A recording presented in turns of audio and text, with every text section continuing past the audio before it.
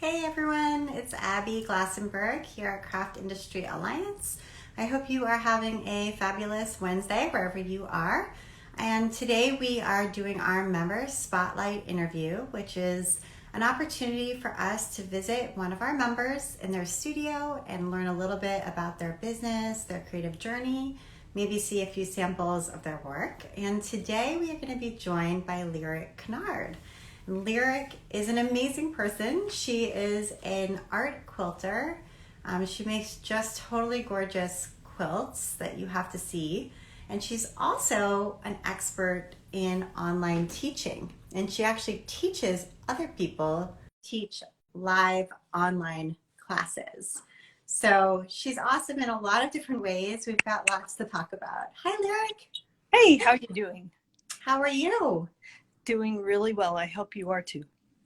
I am doing well, and it's great to see you. And I would love to talk about kind of the two sides of your business, one of which is being an artist and a teaching artist and a quilter. And I'd love to see some of your work and also just talk a little bit about that part of your journey and your business. So tell us a little bit about the kinds of quilts you make.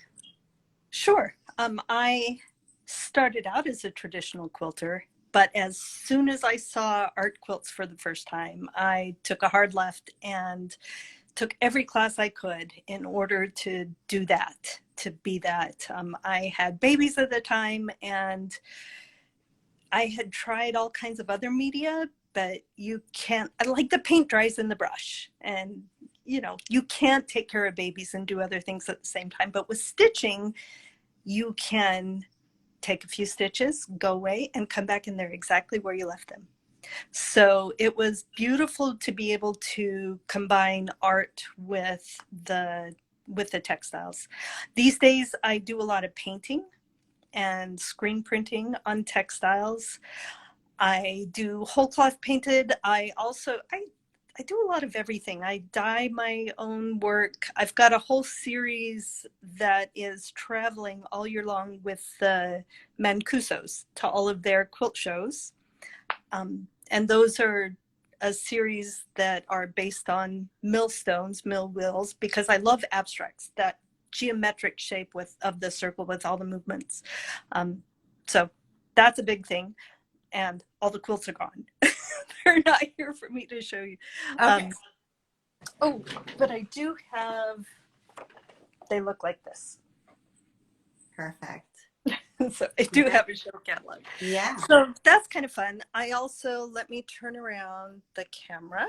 Sure. This is more of what my screen printing looks like. Layered imagery. I dye the cloth. I layer images that relate to each other. I take the dye out, I put paint back in, and just have a lot of fun with them. And yeah. I also love to experiment with all different kinds of other things. I've done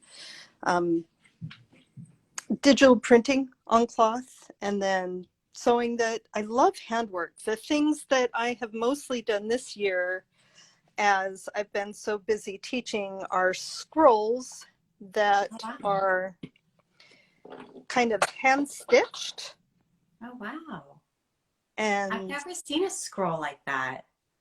Kind of interesting, huh? Yeah. So I took a class. This is Susan Pernymark's work. I took a class with her during COVID because I just needed something different, right? Mm-hmm. I needed to just put my brain somewhere else. And we worked with doing asemic marks on fabric, which is, I'm not watching what I'm doing, which is writing that isn't really writing. Oh yeah, like pseudographica. Mm-hmm. Right. So I got completely obsessed and started making these scrolls. They are super portable, they're improvisational, and I found old bobbins. I have a few of those. This is the perfect. Yeah, they're like right here in my studio. I've got, I think, 3 of them right here. Right? That's so cool. So it's my just meditative, take it with me wherever I go kind of lovely work. So that's most of the kind of sewing art kind of stuff that I've done for the past couple of years. Nice. That's beautiful. And how did you first sort of know that you were an artist? Was this something you always knew about yourself or you discovered later in life? Um, a little bit later. I thought I was going to be a musician the whole time I was growing up. I play French horn, and that's all I wanted to do. That's all I was going to do with my life, except that I also love having my fingers in all the other pies, right? So when I realized I couldn't be a classical musician without giving up everything else, it's the kind of career you have to be completely focused on. It's so competitive. I said, maybe I should do something else. And I studied lots of other things. I have a degree in English literature. I did all my prereqs to go into graduate architecture. We moved across the country. The university wouldn't accept any transfer credits. I did not have another 6 years in me. So it's like, take a break. I chose to start my family, and I have to be doing things. I've sewn all my life. I have to be creating something, whether it's music or creating things with my hands. So during that break, I took all kinds of different art classes. And I come from a family of artists. My mom's a potter, my dad's a painter, and they both taught in public school. But I didn't do any visual arts when I was at home.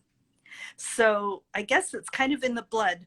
And then I found the quilting after I had the babies. And so that kind of saved my soul, saved my sanity. You know how it is to work with Oh, yeah. little kids. Yes. I'm a person with a blog called While She Naps, so I get it. Right? Exactly. So now I have 5 kids. They're mostly grown. I have 2 high schoolers left who have been raised on kind of benign neglect. So they're pretty independent, right? So I'm able to kind of do my own thing. And it's so fulfilling when you're a maker. You, as soon as you stop making, things get wrong in the head, right? Yeah, you have definitely. to be making things in order Yeah. to stay sane. Yeah. And you've recently also had another business pivot, which is you've really gone full steam with helping people learn how to teach online. And I don't Right. know whether this was something that you had explored a little bit before COVID and then it really took off, or how that timeline went. But tell us a little bit about that piece of your business. Sure.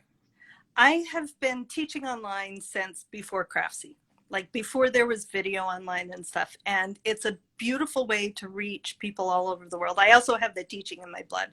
I started teaching probably 20 years ago. I travel on the national circuit. And when COVID happened and things shut down, we pretty quickly pivoted to virtual teaching.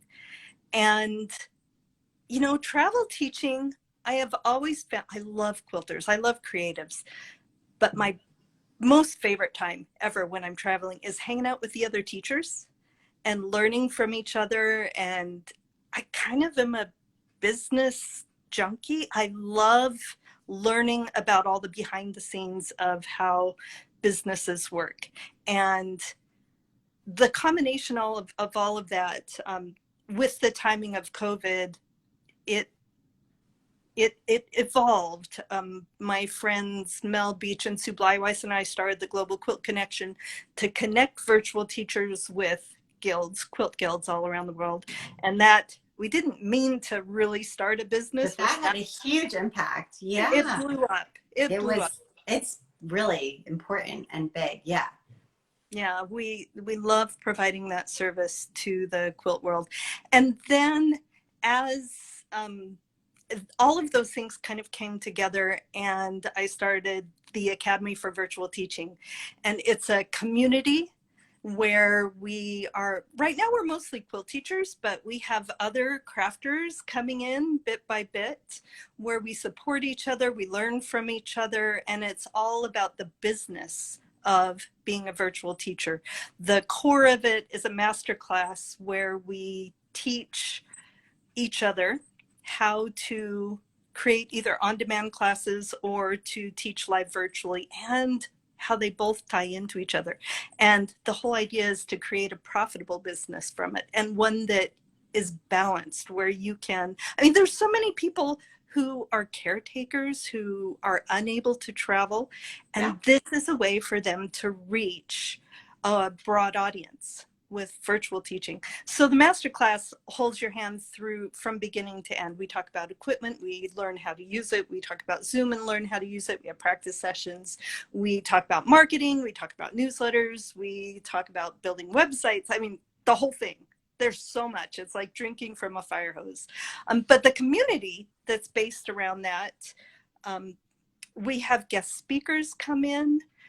We ask each other questions. We put up like photos and descriptions of classes we're working on and get feedback to make it better, because it's one of those places where it's not a competition. The world is completely full of makers who there's just room for all of us. Yeah. So when we lift each other, when we help each other, when we teach each other, I think it lifts the whole profession, and it lifts everybody. So those are kind of a lot of the things we do there. We also, I want everybody to know, have a public facing website where we have a calendar listing of both live and on-demand virtual classes. So that, and these are the classes that your students are offering.